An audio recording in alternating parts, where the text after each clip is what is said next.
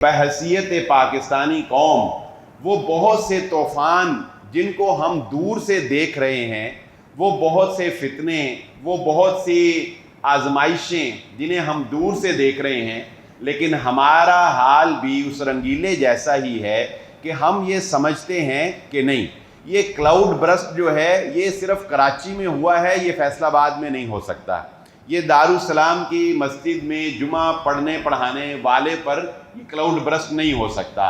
یہ جو زلزلے آ رہے ہیں یہ صرف رشیا میں آئیں گے، یہ صرف پہاڑوں پہ آئیں گے، یہ ہم تک نہیں پہنچیں گے۔ یہ جتنے بھی سیلاب آ رہے ہیں یہ دور دراز علاقوں میں ہی آ رہے ہیں، یہ میدانی علاقوں میں ہم پر یہ سیلاب آنے والے نہیں۔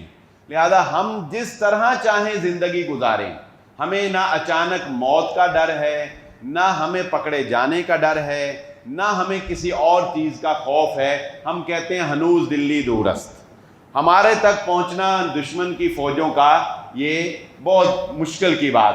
یہی وہ رویہ ہے جس نے قوموں کو تباہ و برباد کر دیا۔